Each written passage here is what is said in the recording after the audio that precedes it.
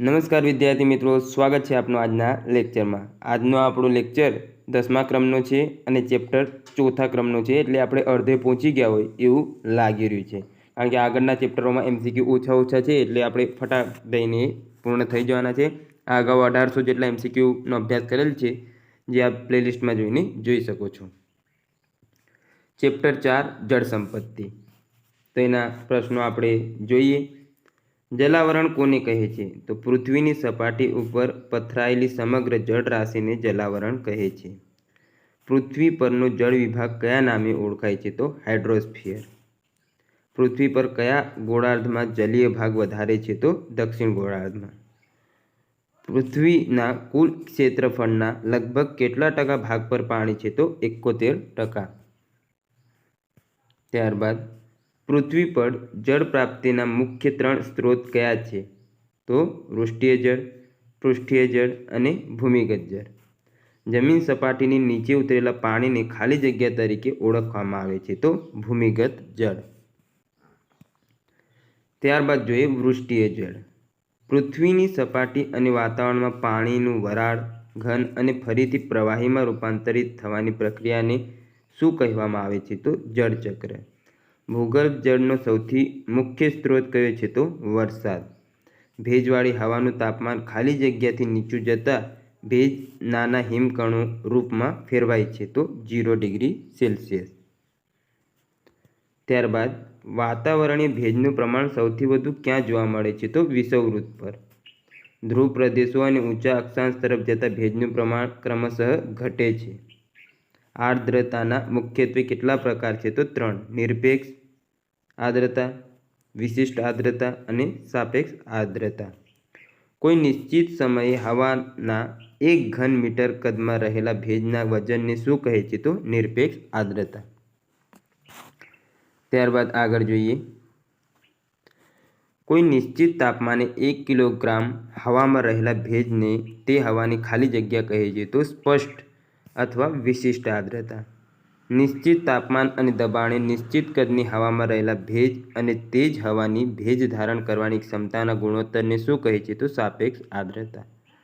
કૃત્રિમ વરસાદ વરસાવવામાં શેનો ઉપયોગ કરવામાં આવે છે? તો સૂકો બરફ અને સિલ્વર આયોડાઇડનો। ત્યારબાદ કૃત્રિમ વરસાદમાં કયો રસાયણ હોય છે? તો સિલ્વર આયોડાઇડ। વિશિષ્ટ રસાયણોને વિમાન દ્વારા વાદળો પર છાંટવામાં આવે અથવા તેને જમીન પરથી જ ધુમાડાના રૂપમાં વાદળોમાં છોડવામાં આવે છે, આ ક્રિયાને શું કહે છે? તો વાદળોનું સીડિંગ, ક્લાઉડ સીડિંગ એને અંગ્રેજીમાં કહેવાય।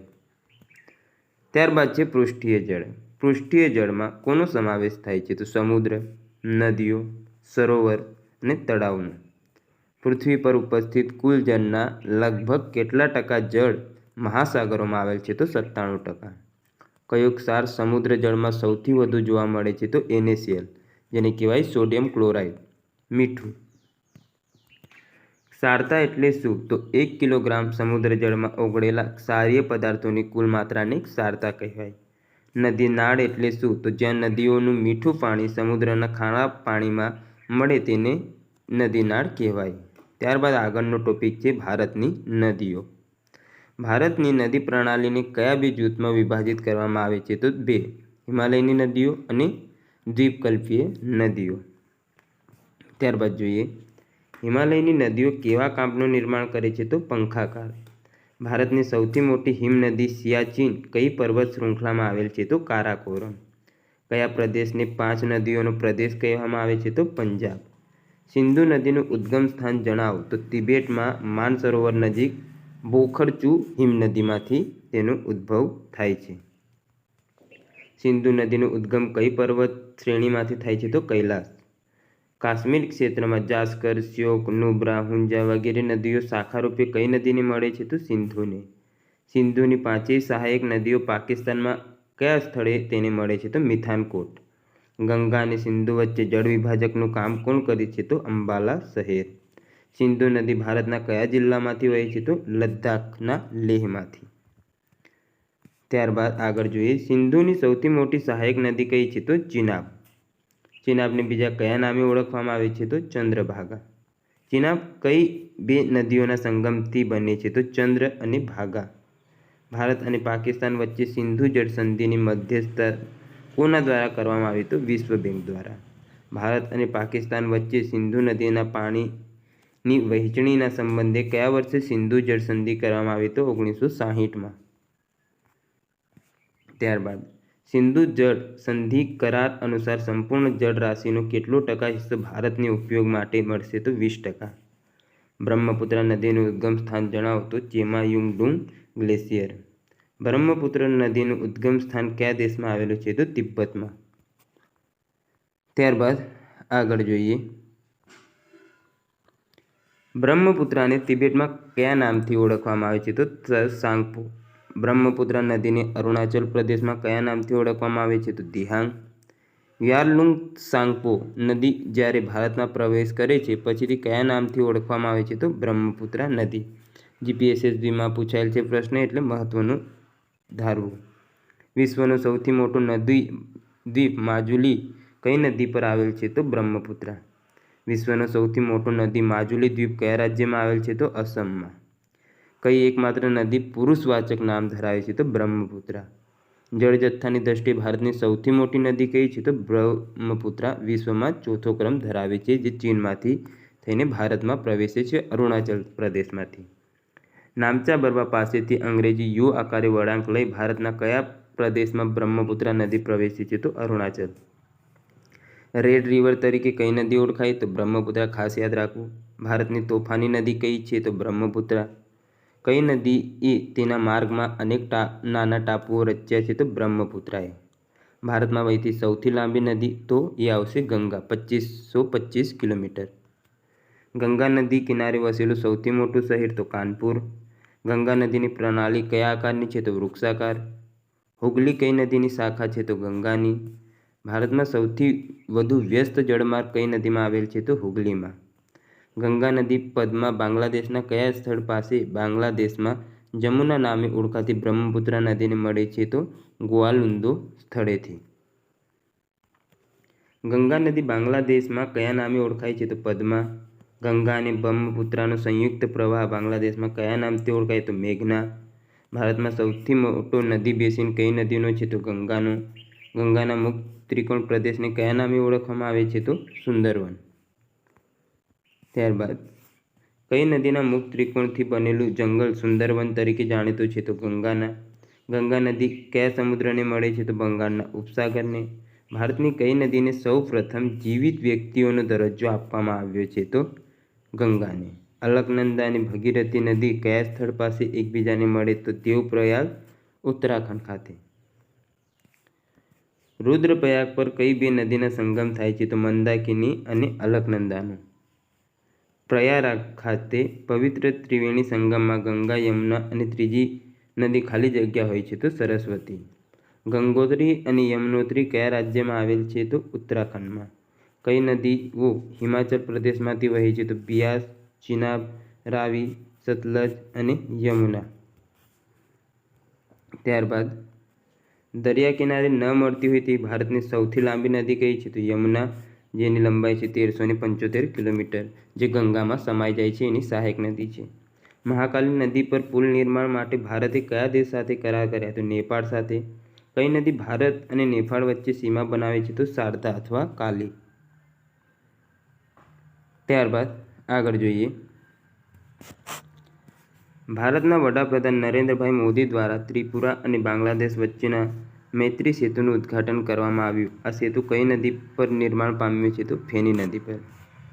ભૂપેન હજારિકા સેતુ કયા બે રાજ્યોને જોડે છે? તો આસામ અને અરુણાચલ પ્રદેશને. ત્યારબાદ ભૂપેન હજારિકા બ્રિજ એ બે અલગ અલગ પ્રદેશોના કયા ગામોને જોડે છે? તો ઢોલા, સદિયાને. ત્યારબાદ કટક ઓડિશામાં આવેલ છે, જે કઈ નદીના મુખ્ય ત્રિકોણ પ્રદેશમાં આવેલ છે? તો મહાનદીના. ભારતનો સૌથી લાંબો સ્ટીક આર્ક બ્રિજ કઈ નદી પર આવેલો છે? તો વાહરુ નદી, મેઘાલયમાં. ભારતની સૌથી વધુ પ્રવાહ બદલનારી નદી કઈ છે? તો કોસી, જે બિહારનો શોક પણ કહેવામાં આવે છે એ નદીને. રાજસ્થાનમાં વહેતી એકમાત્ર બારમાસી નદી કઈ છે? તો ચંબલ. ઉદ્ગમ સ્થાન મધ્યપ્રદેશના મહુ પાસેથી તેનું થાય છે. કયું રાજ્ય નદીઓનું પિયર ગણાય છે? તો મધ્યપ્રદેશ. અરબી સમુદ્રને મળનારી દેશની સૌથી લાંબી નદી કઈ છે? તો નર્મદા, 1312 કિલોમીટર. દ્વીપકલ્પની દક્ષિણ ભારતની મોટાભાગની નદીઓ કોને મળે છે? તો પૂર્વ તરફ વહીને બંગાળની ખાડીને. દ્વીપકલ્પીય ભારતની નદીઓ માટે મુખ્ય જળ વિભાજક પર્વત કયો છે? તો પશ્ચિમ ઘાટ. દક્ષિણ ભારતની સૌથી લાંબી નદી કઈ છે? તો ગોદાવરી, 1465 કિલોમીટર એની લંબાઈ છે. પૂર્વની તરફ વહન ધરાવતી દક્ષિણ ભારતની સૌથી લાંબી નદી કઈ છે? તો ગોદાવરી. પૂર્ણા, પ્રાણહિતા, વેનગંગા અને માંજરા જેવી નદીઓ શાખારૂપે કઈ નદીને મળે છે? તો ગોદાવરીને. ગોદાવરી નદી બેસિનનો સૌથી વધુ ભાગ કયા રાજ્યમાં આવેલ છે? તો મહારાષ્ટ્રમાં. શિવ સમુદ્રમ ધોધ કઈ નદી પર આવેલ છે? તો કાવેરી પર. ત્યારબાદ આગળ જોઈએ, તુંગભદ્રા, કોયના, ઘાટપ્રભા, મૂસી તથા ભીમા નદી શાખારૂપે કઈ નદીને મળે છે? તો કૃષ્ણાને. કર્ણાટકમાં આવેલું હમ્પી કઈ નદીના કિનારે આવેલું છે? તો તુંગભદ્રાના. કાવેરી જળ વિવાદ કોની વચ્ચે છે? તો કર્ણાટક અને તમિલનાડુ વચ્ચે. ત્યારબાદ આગળ જોઈએ, કૃષ્ણા જળ વિવાદ કયા રાજ્યો વચ્ચે છે? તો મહારાષ્ટ્ર, તેલંગાણા, આંધ્રપ્રદેશ અને કર્ણાટક. દક્ષિણ ભારતની સૌથી મોટી બહુહેતુક યોજના કઈ છે? તો નાગાર્જુન સાગર. પ્રાયદ્વીપીય ભારતની કઈ નદી જૈવિક મરુસ્થલીય નદી તરીકે ઓળખાય છે? તો સ્વર્ણરેખા.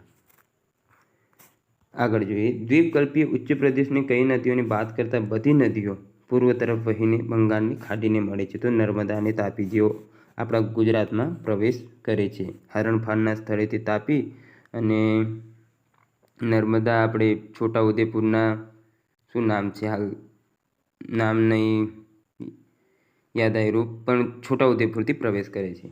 સાયલેન્ટ વેલી જોઈએ, સાયલેન્ટ વેલી આંદોલન કેરળની કઈ નદી પર બનનાર જળવિદ્યુત પ્રોજેક્ટના વિરોધમાં હતું? તો કુંતી પૂજા.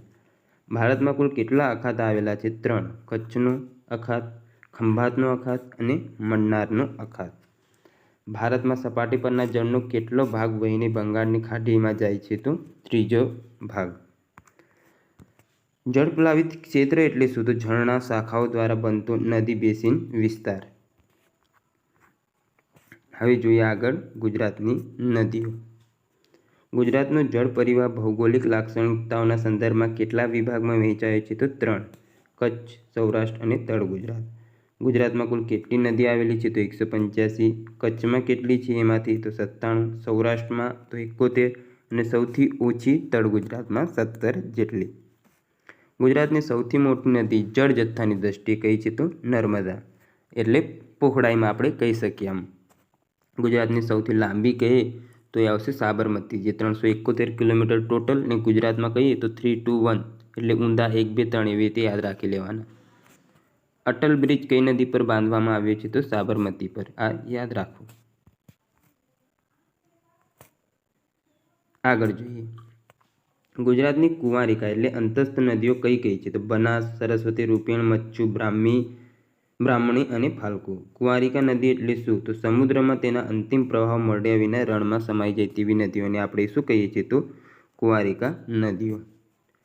કચ્છની નદીઓ વિશે હવે અભ્યાસ કરીએ. કચ્છની નદીઓ કયા પ્રકારની છે? તો દક્ષિણ વાહિની અને ઉત્તર વાહિની. કચ્છની મોટાભાગની નદીઓ ક્યાંથી નીકળે છે? તો મધ્ય ધારમાંથી. રુદ્રમાતા બંધ કઈ નદી પર આવેલું છે? તો ખારી નદી પર. તો ખારા રુદ્રાક્ષ એવી રીતે યાદ રાખી લેવાનું. કચ્છની એકમાત્ર સિંચાઈ યોજના જે છે તે ખારી નદી પર આવેલ છે. ત્યારબાદ માંડવી એટલે કચ્છ કઈ નદી કિનારે આવેલું છે? સુરત નજીક પણ માંડવી આવેલ છે, એટલે ગૂંચવાઈ ના જતા કે આ ભાઈ આ બાજુ કંઈ આવ્યું એમ. તો તેમાં જોઈ લેવું. તો રૂકમાવતી નદી પર કયો બંધ બાંધવામાં આવ્યો છે? તો વિજયસાગર. રૂક વિજય એવી રીતે યાદ રાખી લેવું, રૂક વિજય એમ. રૂકમાવતી નદીના કિનારે કયો મેળો ભરાય છે? તો ગંગાજીનો મેળો રામપર અને વેકરા ખાતે. અલિયાસર તળાવ ક્યાં આવેલું છે? તો અબડાસા ખાતે. ગજોડ ડેમ કઈ નદી પર બાંધવામાં આવ્યો છે? તો નાગમતી, કચ્છ ખાતે. હવે જોઈએ તળ ગુજરાતની નદીઓ. તળ ગુજરાતનું નદીતંત્ર કયા પ્રકારનું નદીતંત્ર છે? તો વૃક્ષાકાર અથવા પાદપાકાર. ઉત્તર ગુજરાતની કુંવારિકા નદી કઈ કઈ છે? તો સરસ્વતી, રૂપેણ અને બનાસ. આમાં ચોથી એક મૂકી દે, આમાંથી કઈ કુંવારિકા નહીં, તો આ 3 યાદ રાખી લેવી. ઉત્તર ગુજરાતની નદીઓ કઈ કઈ છે? તો બનાસ, બાલારામ, સીપુ, સરસ્વતી, રૂપેણ, પુષ્પાવતી અને ખારી. ત્યારબાદ ગુહા સાબ એવી રીતે સિંચાઈ યોજના યાદ રાખવી. ગુહાઈ સિંચાઈ યોજના કયા જિલ્લામાં અને તે કઈ નદી પર આવેલ છે? તો સાબરકાંઠા જિલ્લામાં ને ગુહાઈ નદી પર. ગુહા સાબ એમ યાદ રાખી લો. મારી ટ્રીક છે, તમને જે યોગ્ય લાગે તે. ઉત્તર ગુજરાતની લાંબામાં લાંબી નદી અને મોટી નદી કઈ છે? તો બનાસ નદી. ગુજરાતની કહેવામાં આવે તો આપણે લાંબી નદી છે સાબરમતી અને મોટી પહોળાઈની દ્રષ્ટિએ તો નર્મદા આવે. એટલે આ તો માત્ર ઉત્તર ગુજરાતની કઈ છે? તો તેમાં આવશે બનાસ. ત્યારબાદ આગળની તરફ વધીએ. માકડી ડેમ કયા જિલ્લામાં આવેલ છે? તો સાબરકાંઠામાં. બનાસ નદી કયા કયા જિલ્લાઓમાંથી પસાર થાય છે? તો બનાસકાંઠા, પાટણ, કચ્છના નાના રણમાંથી. સીપુ અને બાલારામ ઉપનદીઓ કઈ નદીની શાખા નદીઓ છે? તો બનાસની. દાંતીવાડા ડેમ કઈ નદી પર સ્થિત છે? તો બનાસ પર. બનાસ, દાંત, બના એવી રીતે યાદ રાખી લેવાનું. તો બનાસકાંઠા, દાંત એ પર દાંતીવાડા ને બના એટલે બનાસકાંઠામાં આવેલ છે. સીપુ બંધ કઈ આવેલું છે? તો ધાનેરા, બનાસકાંઠા ખાતે. બનાસ નદી બીજા કયા નામથી ઓળખાય છે? તો પરણાસાના નામથી. સરસ્વતી નદી કયા કયા જિલ્લાઓમાંથી પસાર થાય છે? તો બનાસકાંઠા, પાટણ, કચ્છના નાના રણમાંથી. ગુજરાતની સૌથી પ્રાચીન પૂછે નદી કઈ છે? તો સરસ્વતી. કઈ નદી માતૃસાદ માટે જાણીતી છે? તો સરસ્વતી યાદ રાખવું. સિદ્ધપુર જિલ્લા પાટણમાં જે આવેલ છે ત્યાં થાય છે. કયું સરોવર માતૃસાદ માટે જાણ્યું છે? તો બિંદુ સરોવર. સિદ્ધપુર જિલ્લા પાટણ. તેનું બાંધકામ સિદ્ધરાજ જયસિંહે કરાવ્યું. ખાસ યાદ રાખવું. પરશુરામની માતાનું શ્રાદ્ધ અહીં કરવામાં આવેલ હતું. સરસ્વતી નદીના પટમાં કયો મેળો ભરાય છે? તો કાત્યાકનો મેળો સિદ્ધપુર ખાતે. અંબાજીમાં આવેલ કોટેશ્વર કઈ નદીનું ઉદ્ગમ સ્થાન છે અને આ નદી પર વસેલા કયા શહેરોમાં બિંદુ સરોવર આવેલ છે? તો સરસ્વતી, સિદ્ધપુર ખાતે. પુષ્પાવતી નદી કઈ નદીની સહાયક નદી છે? તો રૂપેણની. પુષ્પાવતી નદીના કિનારે કયા મહત્વના સ્થળો આવેલા છે? તો મોઢેરાનું સૂર્ય મંદિર, મીરાદાતરની દરગાહ, એઠોરનું ગણપતિનું મંદિર. અમદાવાદ શહેરની દક્ષિણે વહેતી સાબરમતી નદી રઢુ પાસે કઈ નદીને મળે છે? તો ખારી નદીને. ત્યારબાદ મધ્ય ગુજરાતમાં કઈ કઈ નદીઓ આવેલી છે? તો સેઢી, સાબરમતી, મેસવો, માઝમ, વાત્રક, ખારી, હાથમતી, મહી, વિશ્વામિત્રી અને ઢાઢર આ નદીઓનો સમાવેશ મધ્ય ગુજરાતના જળતંત્રમાં થાય છે. મધ્ય ગુજરાતની સૌથી મોટી નદી તો મહી, જ્યારે આપણે ઉપરની તરફ ઉત્તર ગુજરાતમાં બનાસ જોઈ. મધ્ય ગુજરાતની સૌથી લાંબી તો સાબરમતીની. ગુજરાતની સૌથી સાબરમતી. સાબરમતીનું પ્રાચીન નામ તો સ્વાબ્રમતી. ગાંધીનગર જિલ્લામાં કઈ નદીઓ વહી છે? તો સાબરમતી, ખારી, મેસવો અને વાત્રક. સાબરમતી નદી ગુજરાતના કેટલા અને કયા જિલ્લામાંથી પસાર થાય છે? 7. સાબરકાંઠા, બનાસકાંઠા, ગાંધીનગર, ખેડા, મહેસાણા, અમદાવાદ અને આણંદ. ત્યારબાદ આ ટ્રીક છે તો એકવાર કહી દઉં. સાબ, ગાંધી, અમદા, આંખે, મહેસાણા. તો આવી રીતે યાદ રાખી શકો તમે. બાકી આપની જે ટ્રીક હોય તે યથાવત રાખવી. દેશમાં સૌપ્રથમ ગુજરાતમાં અમદાવાદના કયા બે સ્થળે વચ્ચે સી પ્લેનની સેવા શરૂ કરવામાં આવી? તો સાબરમતી રિવરફ્રન્ટથી કેવડિયાના સ્ટેચ્યુ ઓફ યુનિટી સુધી. સાબરમતી નદી અન્ય કયા નામે ઓળખાય છે? તો ગુજરાતની અંબા. સાબરમતી નદી પર 2022માં કયા બ્રિજનું નિર્માણ કરવામાં આવ્યું? તો અટલ બ્રિજ. સાબરમતી રિવરફ્રન્ટ એ લંડનની કઈ નદી આધારિત છે? તો થેમ્સ. સાબરમતીની સહાયક નદીઓ કઈ કઈ છે? તો સેઢી, સાબર, મેસવો, માઝમ, વાત્રક, ખારી, હાથમતી, સેઈ, સીરી, ધામની, વાકલ, હરણવાવ, પાનરી, રોય અને ચંદ્રભાગા. અમદાવાદ જિલ્લાનો વોઠા પાસે કેટલા અને કઈ કઈ નદીઓનો સંગમ થાય છે? તો હા માસા મેવા ખાસે. એવી રીતે સામે માવા ખાસે એવું નહીં, હા માસા મેવા ખાસે એવી રીતે યાદ રાખી લેવું. સાબરમતી, હાથમતી, ખારી, મેસવો, માઝમ, સેઢી, વાત્રક. હા સામે માવા ખાસે આ થોડુંક અટપટું લાગે. હા માસા મેવા ખાસે એવું યાદ રાખી લેવું. વોઠા નામનો વિસ્તાર ક્યાં આવેલ છે? તો અમદાવાદ જિલ્લાના ધોળકા તાલુકામાં, જ્યાં કારતક સુદ 11થી પૂનમ સુધી અહીં લોકમેળો યોજાય છે, જે ગધેડાના વેપાર માટે જાણીતો છે. કાત્યાકનો મેળો ઊંટ માટે. વોઠા ખાતે વાસ્તવમાં કઈ બે નદીઓનો સંગમ થાય છે? તો સાબરમતી અને વાત્રક. મેન આ પણ પેલી આમ તેમ ગોઠવીને એમની સહાયક નદીઓ હોય એમ કરીને ગોઠવી દેવાની. સાબરમતી નદીના કિનારે પૌરાણિક માન્યતા મુજબ કયા ઋષિનો આશ્રમ હતો? તો દધીચી ઋષિનો. આગળની તરફ વધીએ. હિંમતનગર કઈ નદીના કિનારે વસેલું છે? તો હાથમતી. હાથમતી નદીને બીજા કયા નામથી ઓળખવામાં આવે છે? તો કિરાત કન્યા. સાબરકાંઠા અને મહેસાણાની કઈ નદી અલગ પાડી છે? તો સાબરમતી. મહી નદી રાજસ્થાનના કયા વિસ્તારમાં વહી અને પછી ગુજરાતમાં પ્રવેશી? તો ડુંગરપુર વાંસવાડા ખાતે. મહી નદીને પૂર્વમાંથી કઈ કઈ નદીઓ મળે છે? તો અનાસ, પાનમ અને મિશ્રી. મહી નદી કઈ ખાડી પાસેથી મહીસાગર તરીકે ઓળખાય છે? તો વહોરાની ખાડી. ભારતની કઈ નદી કર્કવૃતને 2 વાર ક્રોસ કરે છે? તો મહી તે છે કર્કવૃતને રાજસ્થાનમાં જાય પછી પાછી આવે, આમ એટલે મધ્યપ્રદેશમાં નીકળી રાજસ્થાનમાં પછી પાછી આવે આ કર્કવૃતને પસાર કરીને. ને બીજી એ નદીઓ છે તે જોઈ લઈએ. આફ્રિકાની કોંગો નદી વિષુવવૃત્તને 2 વાર પાર કરે તથા લિમ્પોપો નદી મકરવૃત્તને 2 વાર પાર કરે છે. ગળતી નદી મહી નદીને ક્યાં સ્થળે મળે છે? તો ખેડા જિલ્લામાં ઠાસરા નજીક ગુલતેશ્વર મહાદેવ પાસે. દક્ષિણ ગુજરાતની સૌથી મોટી નર્મદા નદી. દક્ષિણ ગુજરાતની સૌથી લાંબી નદી તો તાપી. ગુજરાતની જીવાદોરી કઈ નદીને કહેવાય છે? તો નર્મદાને. નર્મદા નદીનું ઉદ્ગમ સ્થાન ક્યાં આવેલું છે? તો છત્તીસગઢ. ત્યારબાદ આગળ જોઈએ. નર્મદા નદીની પ્રણાલી કયા આકારની છે? તો આયતાકાર. નર્મદા નદીની સૌથી વધુ લંબાઈ કયા રાજ્યમાં છે? તો MP મધ્યપ્રદેશમાં. નર્મદા નદી ગુજરાતમાં ક્યાંથી પ્રવેશે છે? તો આ રહ્યું હાફેશ્વર, કાંઠ તાલુકો, જિલ્લો છોટાઉદેપુર ખાતેથી. ચાંદોદ અને કરનારી નજીક કઈ 3 નદીઓનો સંગમ થાય છે? તો નર્મદા, કરજણ અને ઓરસંગનો. ચાંદોદ પિતૃશ્રાદ્ધ માટે જાણીતું છે.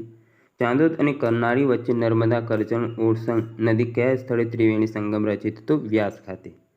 કઈ નદી પિતૃશ્રાદ્ધ માટે જાણીતી છે? તો નર્મદા. ચાંદોદ, કરનાળી, જિલ્લો વડોદરામાં આવેલ છે. નર્મદા નદી પર મધ્યપ્રદેશના જબલપુર પાસે કયો ધોધ આવેલ છે? તો ધુઆંધાર. યાદ રાખવું, ગુજરાતમાં નહીં ભાઈ, જબલપુર મધ્યપ્રદેશમાં આવેલ છે. સૌથી વધારે ધાર્મિક યાત્રા સ્થળો કઈ નદીના કિનારે આવેલ છે? નર્મદાના. નર્મદાના કિનારે કયા ધાર્મિક સ્થળો આવેલા છે? તો ચાંદોદ, શુક્લતીર્થ, કબીરવડ, ભાડભૂતેશ્વર મહાદેવનું મંદિર. ગુજરાતમાં નર્મદા નદી પર કયો ધોધ આવેલ છે? તો સુલપાણેશ્વર ધોધ ને નિનાઈ ધોધ નર્મદા જિલ્લામાં. મૈકલ કન્યા અને રેવા એટલે કઈ નદી? તો નર્મદા. આગળ જોઈએ. રાજપીપળાના ડુંગરમાંથી નીકળી રાજપીપળા પાસે થઈ વહેતી કરજણ નદી રૂડ ગામ પાસે ડાબે કાંઠેથી કઈ નદીને મળે છે? તો નર્મદા નદીને. ભરૂચ અને શુક્લતીર્થની વચ્ચે કઈ કઈ નદીઓ નર્મદાને મળે છે? તો કાવેરી, અમરાવતી અને ભૂખી. નર્મદા નદીની ઉત્તર તરફથી કઈ કઈ નદીઓ મળે છે? તો ઓરસંગ, હિરણ અને ઊંચ. વહાણવટા માટે નર્મદા નદીના કેટલા કિલોમીટરના જળમાર્ગનો ઉપયોગ થાય છે? તો 104 કિલોમીટર. નર્મદા નદીને અનુલક્ષીને કયું સોનેટ લખાયેલ છે? તો ભણકાર બળવંતરાય કલ્યાણરાય ઠાકોર દ્વારા લખેલ છે. નર્મદા નદી પર ગુજરાતનો સૌથી લાંબો અને મોટો કયો બ્રિજ આવેલ છે? તો ગોલ્ડન બ્રિજ. અંગ્રેજોના સમયનું બનાવેલ છે, ભરૂચમાં આવેલ છે, તે યાદ રાખવું. નર્મદા નદીની સૌથી મોટી સહાયક નદી કઈ છે? તો તવા નદી મધ્યપ્રદેશમાં મળે છે. નમામિ દેવી નર્મદેનું સૂત્ર કોણે આપ્યું? તો આદિ શંકરાચાર્ય. નર્મદા નદી ભારતની કેટલામી સૌથી મોટી નદી છે? તો 5મા નંબરની. નર્મદા નદી ભરૂચ પાસે ખંભાતના અખાતને મળે છે, ત્યાં તેનું મુખ કેટલા કિલોમીટર પહોળું છે? તો 24 કિલોમીટર, જેને આલિયા બેટ પાસે આવેલ છે. નર્મદા નદી પર કયો બંધ આવેલ છે? તો આપણને ખ્યાલ છે એમ સરદાર સરોવર બેટ. ગુજરાતની ગંગા કઈ નદીને કહેવાય? તો નર્મદા. આગળ જોઈએ. ગુજરાતમાં શુલપાણેશ્વર ધોધની રચના કઈ નદી દ્વારા થાય છે? તો નર્મદા. પશ્ચિમ ભારતની કઈ નદી મુક્ત ત્રિકોણ પ્રદેશ બનાવતી નથી? તો નર્મદા અને તાપી. સ્ટેચ્યુ ઓફ યુનિટી શું છે? તો સરદાર વલ્લભભાઈ પટેલની વિશ્વની સૌથી ઊંચી 182 મીટરની લોખંડની પ્રતિમા છે. સ્ટેચ્યુ ઓફ યુનિટીનો શિલાન્યાસ ક્યારે થયો? તો કોણે કર્યો? 31 ઓક્ટોબર 2013માં નરેન્દ્ર મોદી સાહેબે.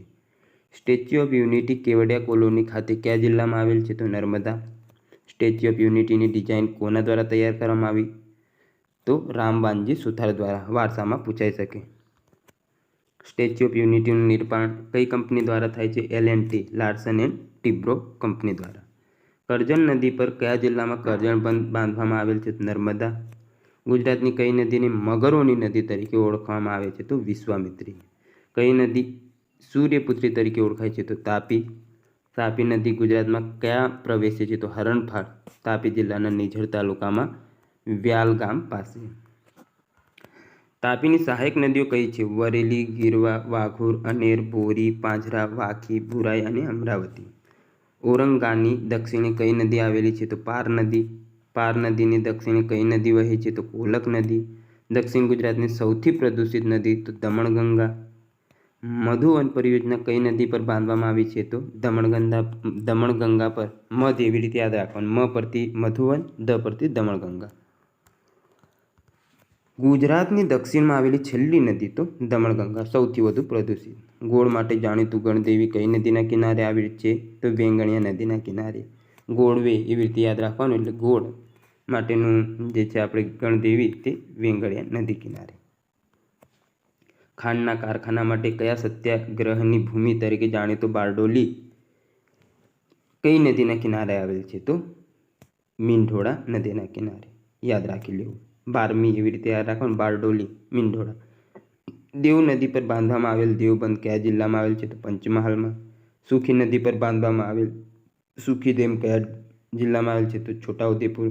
કઈ નદી દમણ અને પારડીને અલગ પાડે છે? તો કોલક નદી. આગળ જોઈએ,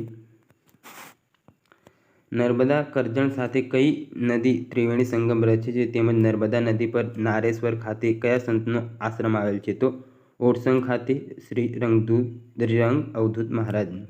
વિશ્વામિત્રી નદી કયા ડુંગરમાંથી નીકળે છે તથા આ નદી બીજા કયા નામે ઓળખાય છે? તો પાવાગઢમાંથી અને મગરોની નદી, જે આપણે આગળ જોઈ ગયા. ગુજરાતની લિમ્પોપો કઈ નદીને કહેવામાં આવે? તો વિશ્વામિત્રી. ગુજરાતની કઈ નદી પર કલાત્મક છત્રીઓ ધરાવતો 100 વર્ષ જૂનો પુલ આવેલ છે? તો વિશ્વામિત્રી પર. ત્યારબાદ આગળ જોઈએ, પીપળનેરના ડુંગરમાંથી નીકળતી પૂર્ણા નદી બીજા કયા નામે ઓળખાય છે? તો પયોસિણી. આઝાદી મળી તે પહેલાં ગુજરાતમાં માત્ર કઈ 2 સિંચાઈ યોજનાઓ હતી? તો હાથમતી અને ખારીકટ કેનાલ. અંબિકા નદી ક્યાંથી નીકળે છે? તો વાંસદાની ટેકરીઓમાંથી. ડાંગના આદિવાસી લોકો હોળી કે ધૂળેટીના પ્રસંગે કઈ નદીના કિનારે પૂજા કરે છે? તો સર્પગંધા. ત્યારબાદ છે સૌરાષ્ટ્રની નદીઓ. સૌરાષ્ટ્રની નદીઓ ઉત્તર તરફ કયા આકારે વહે છે? તો ત્રિજ્યાકારે. સૌરાષ્ટ્રની નદીઓની પ્રણાલી કયા આકારની છે? તો કેન્દ્રત્યાગી પ્રવર્તા આકાર. સૌરાષ્ટ્રની કુંવારિકા નદીઓ તો મચ્છુ, બ્રહ્માણી અને ફાલ્ગુ. આ યાદ રાખવી. ત્યારબાદ આગળ જોઈએ, સિંધુ સભ્યતાનું પ્રાચીન નગર લોથલ કઈ નદીના કિનારે વસેલું છે? તો ભોગાવો નદી. લોથલનું ઉત્ખનન ઈસવીસન 1954માં S.R. રાવ દ્વારા કરવામાં આવેલું હતું. આજી ડેમ કઈ નદી પર આવેલ છે? તો આજી નદી, જિલ્લો રાજકોટ. આ બંધ તૈયાર થયું સરોવર લાલપરી સરોવર તરીકે ઓળખાય છે. તો આ યાદ રાખવું. ગુજરાતમાં કયા જિલ્લામાં સૌથી વધારે ચેકડેમ છે? તો રાજકોટમાં. પ્રભાસ પાટણ કઈ નદીના કિનારે વસેલું છે? તો સરસ્વતી, હિરણ અને કપિલાના ત્રિવેણી સંગમ પર. મદાવાન ડુંગરમાંથી નીકળતી રાણપુર થઈ ખંભાતના અખાતને કઈ નદી મળે છે? તો સુખભાદર. ગોપની ટેકરીઓમાંથી કઈ નદી નીકળે છે? તો રસોઈ નદી અને ફુલજર નદી. રૂકમાવતી નદી કયા ડુંગરમાંથી નીકળી માંડવી આગળ કચ્છના અખાતને મળે છે? તો ચાંદવા ડુંગર. સ્વામી દયાનંદ સરસ્વતીની જન્મભૂમિ ટંકારા કઈ નદીના કિનારે વસેલું છે? તો ડેમી નદી.